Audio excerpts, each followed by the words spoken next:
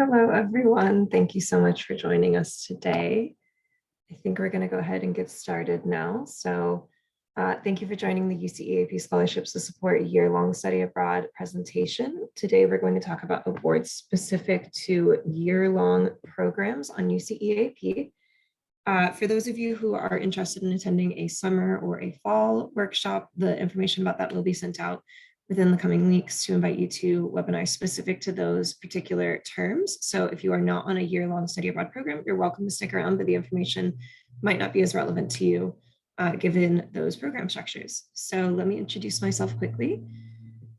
My name is Bryn Lemon. I use she, her, hers pronouns. I am the Scholarship and Alumni Engagement Coordinator in our office here in Goleta. I've been working for the program in this role for going on 2.5 years now, and my contact information you'll see is below. I am also an alumna of our programs. I graduated from the University of California, Santa Barbara in 2016, and prior to that, spent a year abroad in Scotland at the University of Edinburgh through UCEAP. And I absolutely loved my program. I adored it. It was a wonderful experience abroad, and I went on to work in our office there for another year following my graduation. And after that, went to live in Chile and teach English for a year to learn Spanish. So I really love living abroad. I'm very passionate about study abroad and excited about the opportunity to talk to you all today about your upcoming programs, particularly those of you attending a year-long program. It's a really exciting choice and one that fewer students make nowadays. So it's really exciting to see a group of you here, about 30 of you that are excited about that possibility and are looking forward to really immersing into a new culture. So let's give you a brief overview of the UCEAP System-Wide Scholarship Portfolio to give you an understanding of how the application process will work. If you can place in the chat whether you have begun your application already, that would be really helpful for me to know how many of you are familiar with the system. If anyone's had any trouble logging into the system, please let me know in the chat. So we have a few different awards within our portfolio. The main and overarching award that you're going to apply for any of our other scholarships, this is independent of our year-long awards, is our UCEAP Global Scholarship. This is our general award offered to students from their basic application within our system. This used to be called the Promise Award. So if you have heard any terminology on campuses referring to a Promise Award, that is what this award is now named, the UCEAP Global Scholarship. This is a $2,000 scholarship during fall or spring terms and a $1,000 scholarship for summer. Fall and spring also encompass winter term. So winter is considered a spring program on UCEAP. So if you're going abroad for the winter of a future term, that will be included within this category. So once you've applied for our global scholarship, and we'll go into a little bit of detail about how to do that here, because if you are going abroad for a year, you will want to apply for those as well. If you are selected within the top 10% of applicants for that particular term, you may be considered for a named award. These include awards like our Olivier Chancellor Award, which is a semester-long $2,000 scholarship for study abroad in Italy. So if you are planning to attend a program in Italy, perhaps look into that award, or we have other awards specific to language requirements, specific to certain regions of the world. And all of those candidates will be selected from the general global scholarship pool of applicants. That application process is separate from our year-long awards. So let's discuss those now. We have a portfolio of 3 different awards for year-long study. These include the Dutton-Haver Scholarships and the Paul Dutton-Haver Extension Scholarships. The Dutton-Haver Scholarship is an award offered at the beginning of your term for a year. They are offered to off-cycle programs as well, for example, in Australia, where you'll be studying abroad from spring through fall, as opposed to fall through spring in other programs. The Paul Dutton-Haver Extension Scholarship is for students who are going abroad in the fall and intend to extend their program into the spring. So if you start off your program in Costa Rica and you decide you really love living there, you love the culture, you want to immerse longer, and you can't fit it within your academic schedule, and you choose to add another semester onto your program, so you choose to extend from fall to spring, then this scholarship is certainly something that you should apply for. You do need to apply relatively early on into your program. So within the first couple months of being abroad for your fall semester, you'll need to make the determination of whether you intend to extend and apply for this award. It is a $2,500 scholarship, and we'll go into more details about it later in the presentation. Finally, we're excited to share our newest year-long award, which is the Chris Borton Memorial Scholarship. These are $8,000 awards. We will be offering 4 of them at UC San Diego, where the award originated, and 4 within our UC system as a whole. So there are fewer of these scholarships, however, they are for a larger amount. And we're very excited to have these within our repertoire now. And we'll go into all the details about these in a little bit, but let's cycle back to talk about eligibility for these awards. So all UCEAP students are eligible to apply for our awards. So we do not have any citizenship, residency, or other eligibility requirements. If you apply for and are ultimately selected for a program, then you are eligible for a scholarship. So if you are not a UCEAP student, if you are outside of that system, if you are not within the UC system, this presentation and these awards are not relevant to you, unfortunately. However, if you are within that category, regardless of your citizenship or any other qualification, you qualify for these awards. So welcome and please apply. Another note I want to make while we're on this slide is that all of the photographs within this presentation are submitted from students who were abroad. So if you recognize any of the places or feel excited and want to put in the chat where they are, please do. It's always a lot of fun to see if anyone's ever been to these places before or recognizes any of these students. So let's cycle back to discuss the UCEAP Global Scholarship, because as year-long applicants, you will want to apply for this as well. When you are going abroad for a year, you will need to apply for this scholarship each semester that you are abroad. So if you happen to be abroad in fall and spring, you need to apply for not only the fall scholarship, but also the spring scholarship when it comes up. So that will be, the fall scholarships are open now, and the application will be due on March 15th. And the spring semester application will open up later in the year in about August and be due in October, is my understanding. So look back for more details about that as time goes on. The general structure of our application system is the following. You will have a form to fill out, which includes all of your personal information, like your name, your academic history, some general demographic information about you, as well as some details for your contact information. Beyond that, you will be submitting a statement of purpose for the Global Scholarship, as well as our year-long awards. The statement of purpose does vary based on the award that you are applying for. So the statement of purpose for the Global Scholarship happens to be 500 words, and it's a short statement. We want you to include quite a lot in it, so it is a practice in brevity and editing. The application link to apply for these awards is below uc-eap-ucop.academicworks.com. So if you have not begun an application in our system yet, please type that into your browser and you should be able to access our applications. If you have any trouble with that, you can go through our main website, click on Paying for Study Abroad, and then go down to the scholarships component, and there should be an option to learn more about deadlines when you click on individual awards, and that will link you to our application portal, which is a separate site from the site in which you applied to be a UCEAP student. So you will create an account over there. Again, it is separate from our general application portal, so you will create a separate account and indicate your interest in UCEAP scholarships, and you will be directed to the appropriate form for you.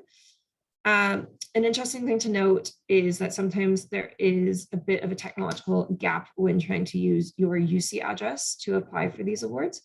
So you do want to be cautious with that. If you're having difficulty getting your confirmation email, go ahead and create a new account under a personal email address, and that might resolve the issue. But if you continue having trouble, my contact information was here at the beginning of the slide. Please feel free to take a picture of that now, and you can email me and let me know that you're having trouble getting into the system. So let's continue talking about our global scholarship. As I mentioned, $1,000 for summer programs and $2,000 for quarter, semester, or year-long study. Again, the year-long $2,000 per semester. So in total, $4,000 for the year if you are selected in both rounds. It is a separate application process, and being selected in one round does not guarantee that you will receive the award in the second round. You must submit your applications by 11:59 p.m. on the deadlines below. So as I mentioned, the application for fall is March 15th. You must submit by 11:59 p.m. that day. If you are delayed, we do not make exceptions. So you have plenty of time now to prep your application. I always recommend applying a few days in advance to ensure that if you have any technical issues, you can reach out to our office and I can help you on the back end. If students are trying to submit at 11:58 p.m. and they're having trouble, I can't go into the system and help you. I only work till 5. So please make sure that you submit your applications as early as possible. Okay, now let's talk about the bulk of our presentation today, the thing that we're all interested in, which is our year-long awards. So we'll start by addressing what these awards entail and how many we offer. The Dutton-Haver Scholarship, as I mentioned, is a $5,000 award, and we offer more than 30 of these each year. So typically around 36 of these each year. We have a very generous donor named Linda Dutton-Haver, who we will discuss in a little while, who offers a substantial amount of funding to us to allow students to study abroad for a year. And we'll go into the details of that application in a little bit. Beyond that, we offer our Chris Borton Memorial Scholarship. This is our newest $8,000 award. We offer 4 awards through the system each year and 4 to UC San Diego, as I mentioned, and we'll go into the details of what that entails later. And finally, just a reminder, the Paul Dutton-Haver Extension Scholarship, $2,500. We offer about 16 of these each year to students intending to extend from fall to spring. If you are currently abroad for the fall, or if you are intending to go abroad for the fall, excuse me, but aren't sure about spring yet, then do keep this in mind and let me know if you have any questions about it throughout the presentation. We might talk about it slightly less, but if you are interested in that path, please place it in the chat so that I know to address it a little bit more within the presentation. So let's discuss our deadlines really quickly. So our application deadlines for all of our year-long scholarships, to give our panelists on those awards longer time to review the applications, will be due on March 1st and October 1st. So you saw earlier that the General Global Scholarship is due on March 15th for the fall. Please keep in mind these year-long awards are due on March 1st. So they are due a bit sooner. So please be aware of that. You still have just under a month to complete this. So you still have a good amount of time. That is something to keep in mind. The application for these awards require an online form, as I discussed earlier with the Global Scholarship, and a statement of purpose. The statement of purpose for each of these awards is going to be 750 words as opposed to 500 words. And we'll go into the details of what those statements entail in a little bit, as well as a letter of recommendation. So this letter of recommendation, we'll talk about it in a little bit, but it can be sourced from any type of professional or academic contact that you have. It doesn't have to be from a professor. It can be from a TA, it can be from a supervisor. And I know that I've had students express concern, particularly in the last 2 years in which they've been working remotely on their studies, that they don't have the opportunity to develop the same kind of relationships with professors as students previously might have had the opportunity to do in person. And I completely understand that. So we'll talk a little bit about where to source these letters from in a little bit, just to relieve some anxiety now. We're completely aware of that situation and know that it is difficult to develop and maintain those relationships at the moment. So we'll talk about where to source those letters in a little bit. Beyond these general requirements, the Dutton-Haver application does have 2 small additional requirements, which are the statement of academic preparation and the statement of financial need. So these are each 200-word statements, just giving a little bit more insight into your personal situation for the donor of this award. This allows you to focus on other components of the prompt within your statement of purpose. So this is really great. I really like this component of the application because it allows you to share a little bit more about yourself. So let's go into more details about the Dutton-Haver Scholarship. You've seen the 2 descriptors above, but let's talk about the general applicants for these awards. So the donor, Linda Dutton-Haver, does prefer students with financial need and limited international experience.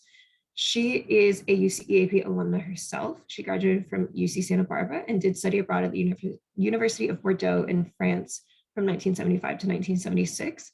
And she really credits this year of her life with forming her personality as an independent young woman and allowing her to see the world and to see her role in it and to understand a little bit more about what needed to be done in order to grow independently as a person. And something that was vital in that growth was immersing herself into a culture for an entire year and learning a language. So I know that not all of our students who are going on year-long programs are learning a language, and that's totally okay. However, that is something that Linda is excited about in supporting students who are really immersing themselves into a new culture. So even if you are not necessarily learning a new language, talking about the ways in which you are so excited to get to know, in my case, for example, the literature of Scotland. You know, I was studying English literature as an undergraduate, and I absolutely adored mystery and horror and romanticism and all of these things. And those courses were offered at my university, and they were not being offered at UC Santa Barbara. And so I was really excited to have the opportunity to grow professionally in that way and to see a bunch of theatrical performances in the city. And I did a lot of research on what Edinburgh offered in terms of its theatrical scene. So even though I wasn't learning a language, I was immersing myself in a whole new culture. So that's a really interesting and important aspect of your application that you might want to focus on. And we'll talk more about statements of purpose in a little bit. But let's move on to discuss the Chris Borton Memorial Scholarship. As I mentioned, we are offering 4 awards of $8,000 each to our larger cohort of students across the UC system. This scholarship fund was established in 1996 in memory of Chris Borton, who was a student at UC San Diego, who spent a year abroad at Göttingen in Germany, and absolutely loved his experience abroad and went on to do very exciting things in his professional career before unfortunately passing away. If you want to learn more about the history of Chris, there is a link below to the bortonscholarship.org, where you can learn about the really wonderful work that the Borton family has been doing for a long time to support students in studying abroad, particularly for a year. Again, immersion within a culture, immersion within the study abroad experience is really important to these donors as well. And to and I hope to all of you, if you're here interested in a year-long scholarship application process, then this must be something that you are passionate about as well. And I'm really excited that you've taken this path. So we'll go into more details about how to apply for this award in a little bit. But again, if you want more information, please do click on that link and it will open up the history site to get to know a little bit more about the award and where it started. Let's discuss combining funding. So funding from the UCEAP Global Scholarship cannot be combined with our named awards. As I mentioned, the Olivia Chen Ship Award or the Theta Shapiro Award. We don't combine that funding. We do spread it out across the student body. So if you are selected for our Guardian Scholarship of $2,500, you will not also be getting a UCEAP Global Scholarship. We do separate those funds. You will, yes, get one or the other. However, students going abroad for the year, all of you can apply for both the Dutton-Haver Scholarship and the Chris Borton Memorial Scholarship, as well as either the UCEAP Global Scholarship or a named award. So that means that if you are selected for all of our awards, you may get up to $4,000 in your global scholarship funding, as well as a $5,000 Dutton-Haver Scholarship, which brings you up to $9,000 of funding for the year.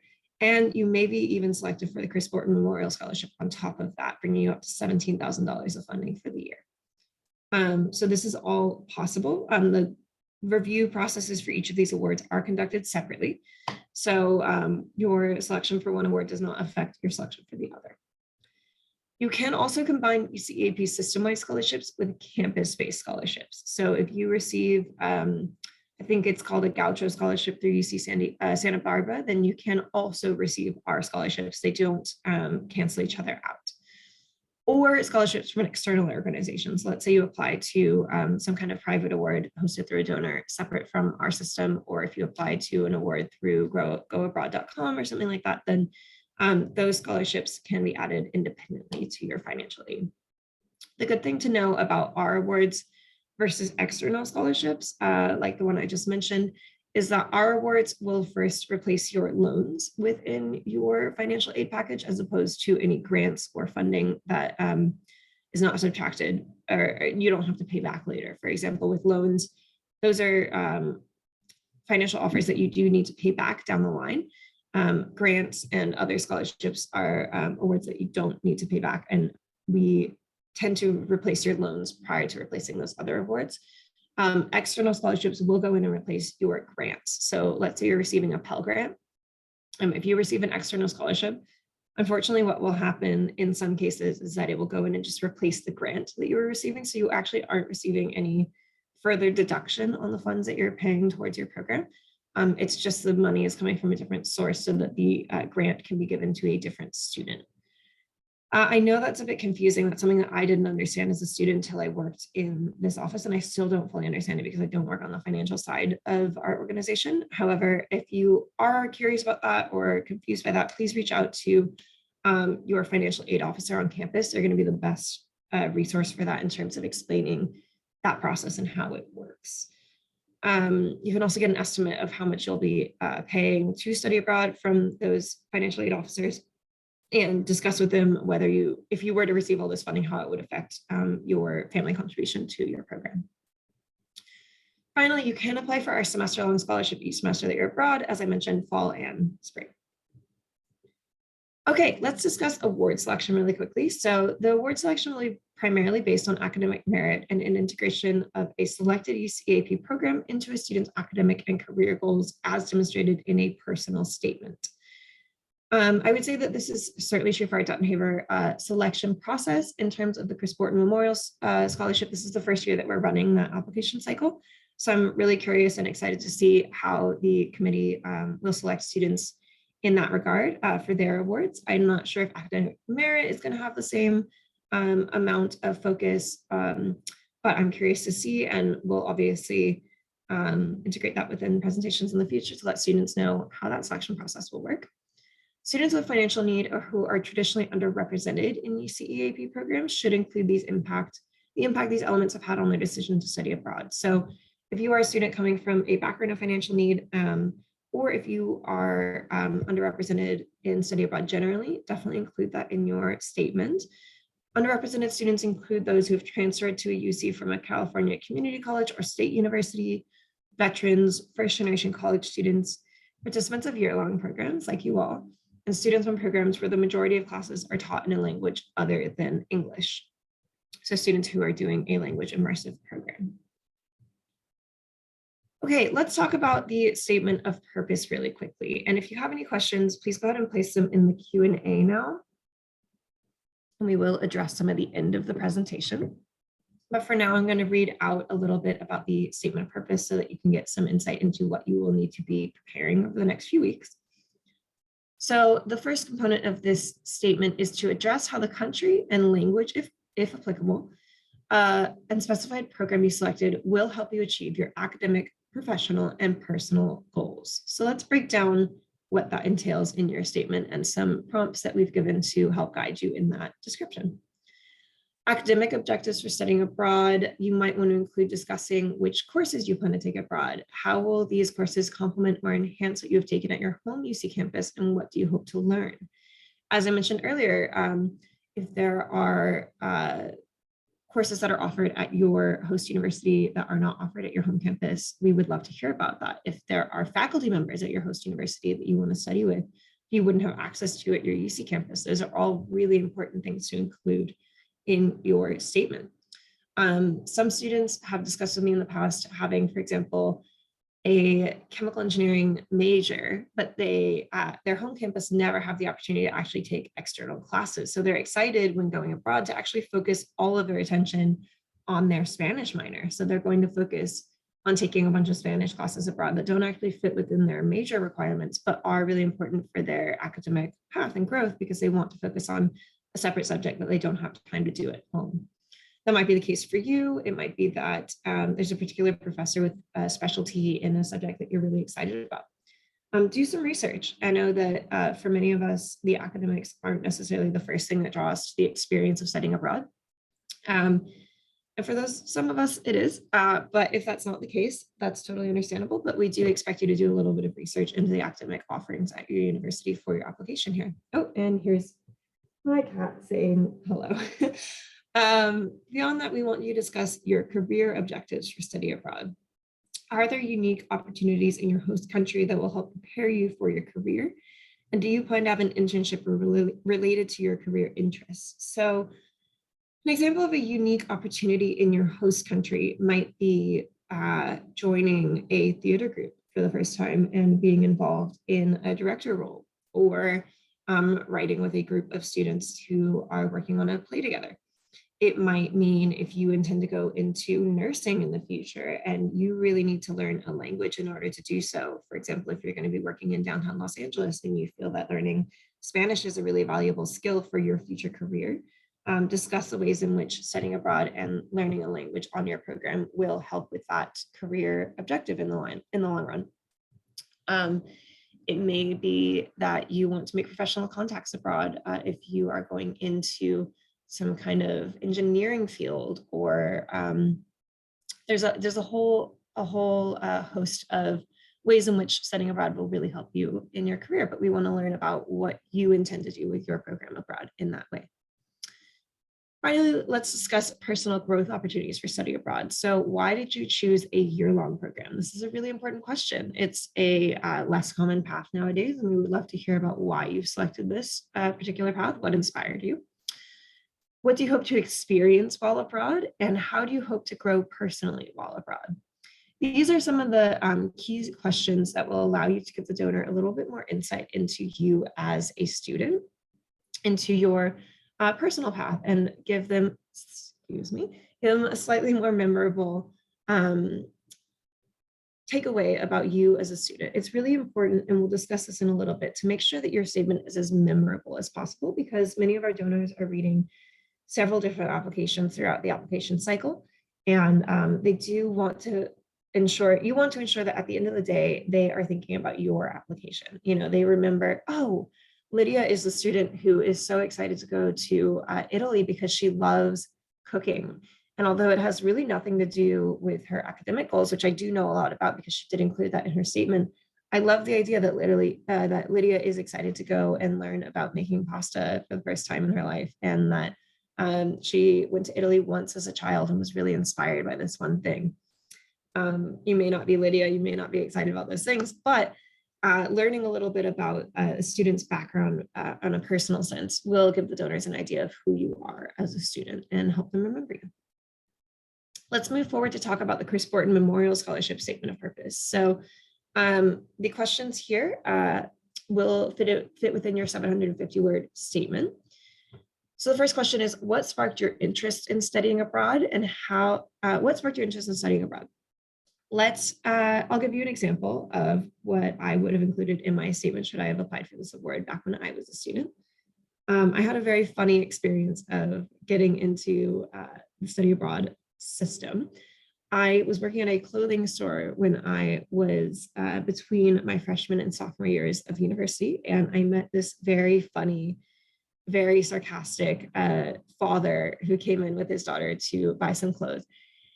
And he was Scottish. And by the end of a 40-minute conversation that we had, he was adamant that I needed to go and live in Scotland and experience the culture there, because he thought that I would love it so much just from having a very brief interaction with me. And I feel so grateful to that man, who I will never, ever see again in my life, for having changed the course of my life forever. I feel really grateful to have had that experience and to have had my interest in study abroad sparked in that way. Not all of us will have had that experience, and that's completely fine, but perhaps you had a friend who studied abroad that really inspired you to do so. Perhaps you have a family cultural history with the country in which you're planning to attend. For example, your grandparents are from there before moving to the United States, and you haven't had the opportunity to connect with their culture previous to your study abroad program, and you're really excited to learn a little bit more about where your family's from. Things like that might be really interesting to include in your statement. Beyond that, how will your program abroad relate to your academic career and or professional goals? We have discussed this in great detail, so I hope that you will be able to refer back to this presentation and or that you've taken notes and know how you plan to do that. Studying abroad entails a great deal of change and independence. How do you anticipate navigating a different culture and new challenges while abroad? I love this question. I think that it's really important to recognize that studying abroad isn't always easy. I think particularly for those students who have gone abroad during COVID and have had to adjust to quite a lot of change within their experience, and it doesn't really fit within the typical perception of what studying abroad is from on paper when we think about it, because it has been disrupted by a global pandemic.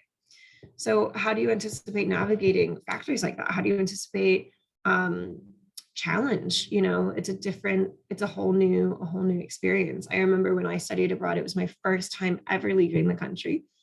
And I remember very distinctly the experience of standing in a train station in London and feeling absolutely overwhelmed by the board of arrival and departure times and having no idea how to navigate public transit, because I had lived in California my whole life and had driven around everywhere.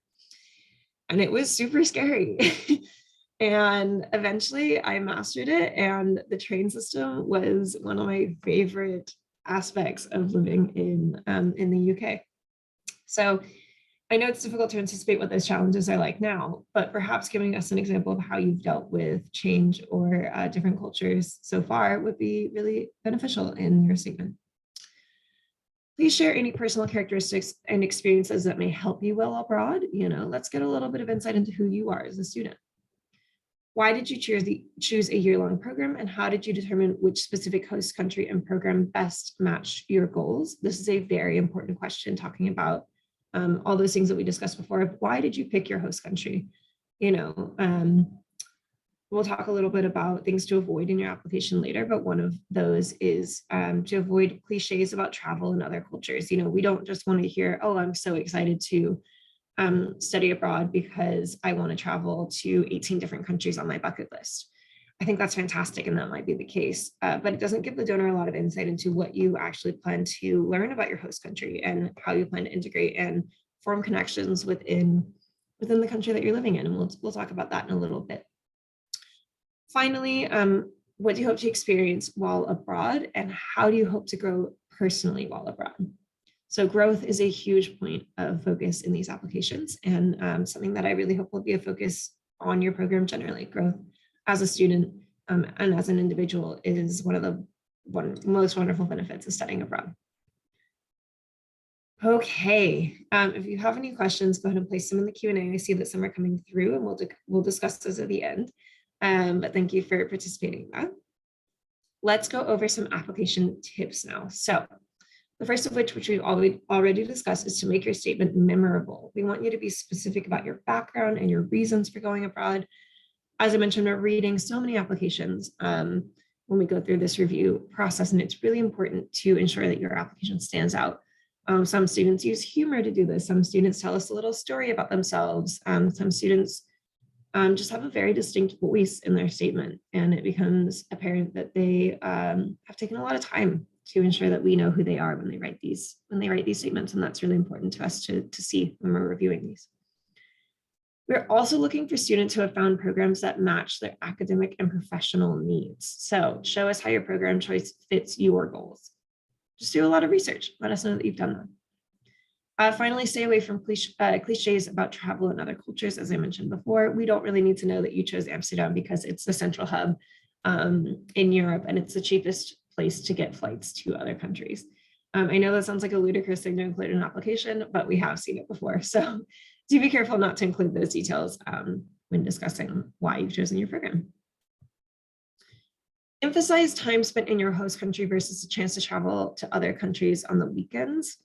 This is something that I've just discussed, but I would also advise doing this in your experience abroad, not just within your statement. I would say that a lot of students, when they're abroad for the first time, get really excited about the opportunity to travel to other countries and to see a whole host of different cultures and to have different experiences. And all of that is absolutely wonderful, and you certainly should focus on that. But not at the expense of really developing relationships within country and immersing yourself in the culture in which you've chosen to live.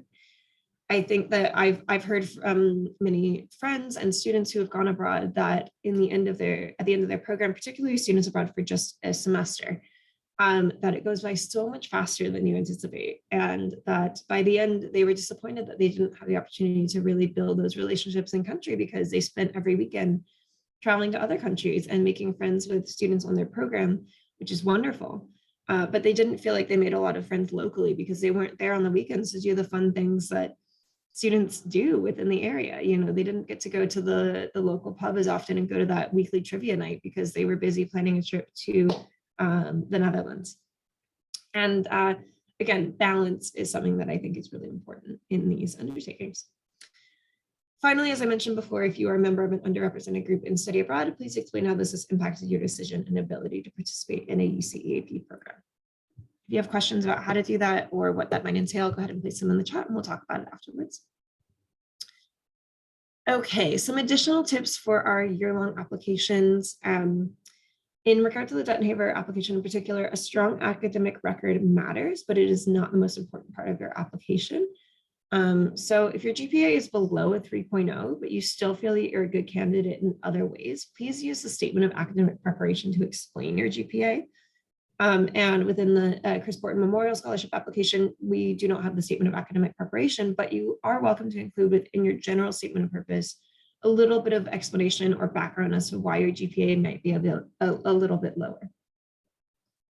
So I'll give you an example from my personal life. When I was studying abroad, I came into UC Santa Barbara intending to go into pediatric dentistry. And so I started out my academic career as a chemistry major so that I could get all of those requirements out of the way. And then quickly learned that I can't do math to save my life. And I ended up not doing very well in my major, and simultaneously was taking courses in the English department in Shakespeare, getting straight A's in those and absolutely loving them and feeling really passionately drawn towards literature. But I stuck around with chemistry for 2.5 semesters, trying so hard to make it work, or 2.5 quarters. And ended up with some pretty poor grades in those subjects. And so it really brought my GPA down to, I think it was a 2.85 when I was applying to study abroad. And I was worried that I wouldn't get into my program because of that. I was worried that I wouldn't be offered any scholarships because of that. But there were reasons for that. There were reasons that my GPA was lower. And as I went throughout my academic career, I ended up progressing significantly and did really well within my personal major because I was in the right field. So if that is the case for you, we would love to know that has happened. We would love to get a little bit of insight into your experience as a student and understand your background and why your GPA might be a little bit lower. You may not have switched majors, but perhaps you had a family emergency last year that made focusing on university and school really difficult. Again, we don't want you to have to relay a traumatic experience to us. If there is something that feels a little too personal, then please know that you don't need to go into the details of it, but just mentioning why that might be the case is really helpful. Something to note here as well, and something that students have asked about in the past, is that our application process is anonymized. So your name and contact information and all of those components of your application are hidden from donors and from review committee members generally. So we will not be aware of any of your personal demographic information when you are applying for an award. We will see what your UC campus is, because that is important to us in terms of understanding your background for courses and things like that. We will see your GPA, and we will see some basic information about you as a student. For example, if you are a first-generation college student, or if you transferred to your university, we do want to see those things because they actually work in your favor. If that is the case, to know that it's been harder for you to choose to study abroad because it's not a familiar path for you, for example. However, we will not be seeing your name or any personally identifying characteristics. So just to give you some peace of mind, if you are sharing something a little bit more personal, that it will be anonymized. So in your personal statement, tell your personal story. We've talked about this. Make your statement as memorable as possible. In your financial statement, explain your current situation. If you are able to contribute to your own costs, i.e. working and saving money before going abroad, be clear about this. Linda Duttenhaver in particular loves to see that students are contributing to their own costs of study abroad. So it's really important to know that you are also working towards this. Obviously not all of us can maintain a full or even part-time work schedule while studying, and that's completely understandable. But if you have a part-time job on the weekends, if you babysit in the summer, if you worked at a clothing store in which a wonderful Scottish man told you to study abroad in Scotland, we would love to hear about that, because it lets us know that you are also contributing to your own costs while abroad, and that you are working towards helping out with that part of your experience. So definitely include that detail if that's the case. Beyond that, let's discuss our letter of recommendation. This is something that a lot of students are worried about because it is an additional component. And I want to reassure you that your letter of recommendation does not have to come from a lofty professor. In fact, we recommend that it does not. The reason for that is because if you are in the chemistry department, for example, and you have a wonderful professor who's highly respected in their field, and you know that, and you know that if you were applying to graduate school, for example, a letter from this professor would look amazing when applying. that is wonderful. And we hope that you get that letter down the line. But for our purposes, if that professor doesn't know your name and doesn't really know anything personal about you, it's not actually a helpful letter of recommendation for us, because what we want to know is that this person who's writing this letter knows you well and knows what kind of program will really excite you and help you grow and contribute to your experience as a young professional. So someone who knows you a lot better is a much better letter of recommendation for you in that regard. So a TA, a course assistant who you've gotten to know really well, perhaps a supervisor at your part-time job, or someone that you used to volunteer with in high school or that you volunteer with in the summer. If need be, perhaps a high school teacher, someone that just knows you really well and can speak to your strengths as a student is the best source for these letters of recommendation. If you are extending from a fall to spring program, extension applicants can use letters from their campus advisor if you need them, or from a study center staff member abroad. So if you have a program manager or program coordinator abroad who knows you well and has seen your experience abroad so far, they might be a really good source for this letter as well. Do keep in mind that you need to ask for these letters as soon as possible. So if you know that you're applying for these awards, give your recommender as much time as you can to submit those statements, because it is sometimes difficult for professors who are being asked for 8 letters of recommendation to complete them all in time. And it is important to us to receive your applications on time, so it's difficult for us to make exceptions if your professor is the one that's lagging. Finally, spelling, punctuation, grammar, and good writing really matter for the Dutton-Haver and Paul Dutton-Haver extension applications. Linda Dutton-Haver used to work in publishing, and it's really important to her to ensure that your application is free of typos. This is just good advice for applications generally. Please ensure that you have a few people review your application before submitting it. When you are working on something, I know that you all know this from your personal academic history, when you're working on something for long enough, you kind of glaze over and see what you want to see in the writing. So if you think that the statement says, I am so excited to travel to Japan because I care about the environment, I don't know if that's necessarily an apt example, but let's say you accidentally wrote, instead of environment, the atmosphere or something, another word entirely, but you know that it's supposed to say environment, so you read it as such every single time. It's really important to have someone else read your application and say, I don't really understand the connection here, and you realize, oh my gosh, I've put the wrong word there. I've done this many, many, many times, and it's really helpful to have someone just fact check and ensure that your application says exactly what you want it to say before submitting it. Okay, that was a little bit about the tips for your application. I know that was a lot of information to cover, and we will go into more detail in the Q&A section. I see that a few people have submitted questions about some of those statements and some of those recommendations, so we'll go into those in a little bit. Let's wrap up with a couple final slides and discuss the pre and post program requirements for applying for these awards. So if you are selected for a year-long, if you're selected for any of our scholarships within the system, including the year-long awards, you will be required to submit a thank you letter to the donor of your award upon acceptance. This is a 200 to 300 word statement explaining a little bit about your intentions for studying abroad and expressing your gratitude to the donor of your award for having selected you. Beyond that, we do require a 2-page report on your time abroad once you've returned to your UC campus. So once you finish your program, if you're abroad in the year, then over the summer, we will be requesting that 2-page document detailing your time abroad, as well as a minimum of 3 photographs from your time abroad. So we love to see smiling faces or beautiful landmarks, but typically it's really nice to have people in the photos. So if you save quite a few photos like that, we love to see them. And if you consent to it and are happy to have us use them, we love to use them in our marketing campaigns down the line or in presentations like this, so that other students can see how much fun you had on your program abroad. Okay, here is my contact information once again, and we will move over to the Q&A very soon. We will also post Q&A, read some statements from a personal statement.